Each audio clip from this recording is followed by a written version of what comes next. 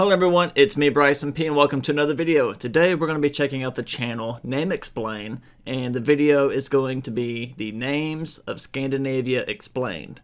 And before we check it out, we're going to look at some comments here and get an idea of what this video may or may not have included in it, what to just be aware of. The Swedish name for Copenhagen. Okay, when discussing Stockholm, the plural word for log is stokar. Not stalker. Alright, we'll figure that out here. You should have mentioned that this is how the English names for these countries and places came into existence. As for the roots of native names, these countries and capitals, some. Alright, Swedish name for Swedish, okay. Serge, alright, always thought Oslo meant is Sweden, okay. So this video may or may not be 100% accurate. And from what I've read in some of the comments, you know, it's kind of how they translate to English and maybe not the actual true roots of it. But we're going to give this video a shot, and then we're going to move on to more of the actual roots of Scandinavia, the differences between each of the countries, and move into Vikings and that type of culture. Names of Scandinavia explained by Name Explain. In Northern Europe, we have a region of the world known as Scandinavia, which consists primarily of 3 countries. There's a whole conversation for what is and isn't Scandinavian, but that's already been covered. So for now, we're going to look at just the 3 countries that definitely are Scandinavian: Norway, Sweden, and Denmark. Think of this as a big Scandinavian special. Not only are we going to look at how these countries got their names, but also look at how their capital cities got their names, and how a famous thing from each of these countries got their names. This last section is solely here to give me an excuse to talk about Lego. And of course, we're going to be looking at the name for these countries as a whole, Scandinavia. This name is believed to come from the Old Norse Skane, which is the name for the southernmost tip of modern day Sweden. This was initially believed to be an island at first, and perhaps at one point in history it was an island. So the name is believed in turn to come from this Proto-Germanic word, with the first part of the name being unknown, but the second part being thing on the water, which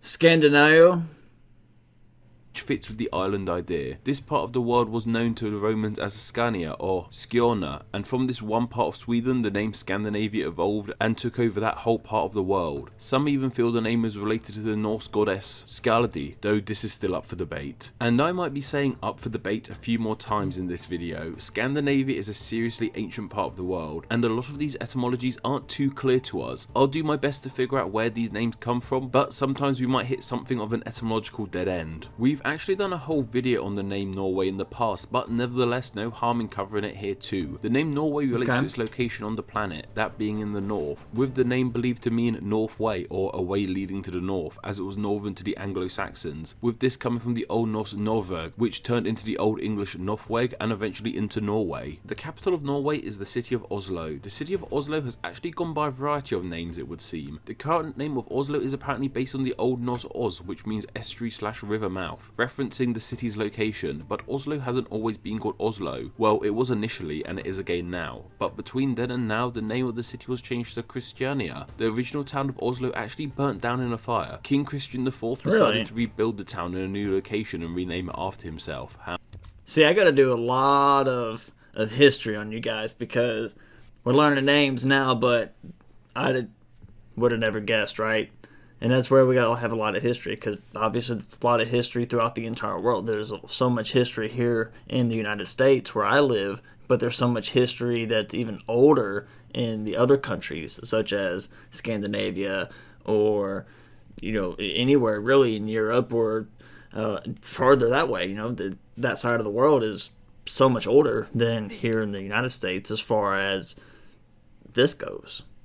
Now very humble, but eventually this new location for the town went by the old name of Oslo once again. Perhaps the one thing Norway is most popular for is its beautiful fjords. Though fjords are found across the world, they are perhaps most well known in Norway, and the word itself is Norwegian, coming from an Old Norse word which means inlet/estuary. The most populated country of all 3 Scandinavian countries is Sweden. Now Sweden really doesn't have a clear etymology to us. It seems to be generally agreed upon that the name comes from the inhabitants of the land, the Swedes. What's interesting is that the name Sweden as we know it in the English language comes from the Scottish with their words for the name, like Swiffen and Swadne. And funnily enough, it came to the Scottish from the Middle Dutch Sweden. So if Sweden is named after its inhabitants, the Swedes, then how on earth did they get their names? It's believed to come from the Proto-Germanic Swabna, which means free/independent. So I guess Sweden could also be seen as the land of the free too. A name that seems to be somewhat more clear for us to understand is the name of Sweden's capital city, Stockholm. The name is believed to come from a combination of two words, Stocka, which means log/pole, and holm, which means island/islet. So we could say Stockholm means log island. The island part of this name makes sense as the city is placed over islands, but why logs? There's a few ideas as to why it was named after logs, from using logs as markers in the city, the huge amounts of logs and stumps on the oldest islands of the city, to logs blocking ship routes so fees could be implemented. And of course, if we have to look at how a popular Swedish thing got their name, we have to look at the home of flat pack furniture with Ikea. Luckily for us, Ikea isn't some old Norse word, but it's actually an acronym coming from the founder's name. Really?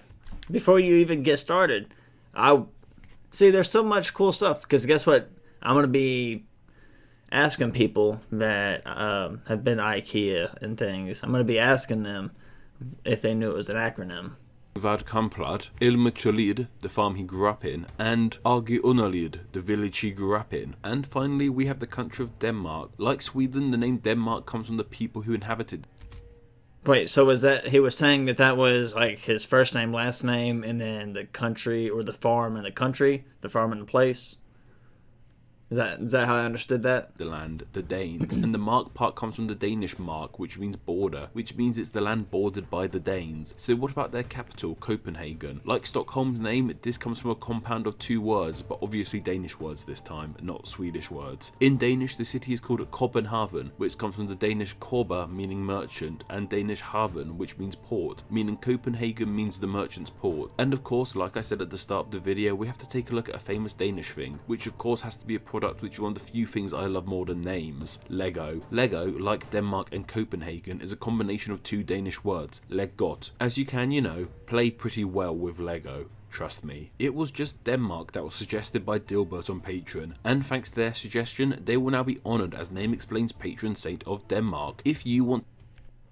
So is he saying that Lego is a Scandinavian type word, or that Lego is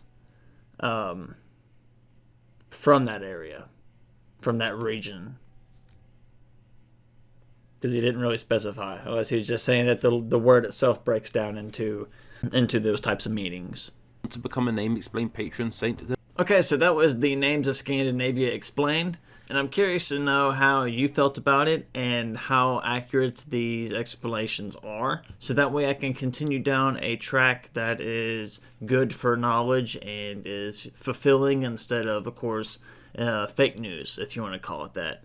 You know, not that this person is purposefully trying to give out false information, but just trying to make sure that the information I'm receiving through the internet and through YouTube, of course, you know, it could be hard to judge. So I appreciate the feedback, and I do, you know, of course, look at the comments. And if you have some suggestions on where I can get information on Vikings and which channels I should check out, let me know. I would greatly appreciate it, and I hope you enjoyed this. And if you didn't, that's okay. I understand. Hey, you know, it might not be your flavor, and that's all right. So I hope you enjoyed this. It's me, Bryson P. Hope you have a good day, good night, whatever time you see this. Goodbye.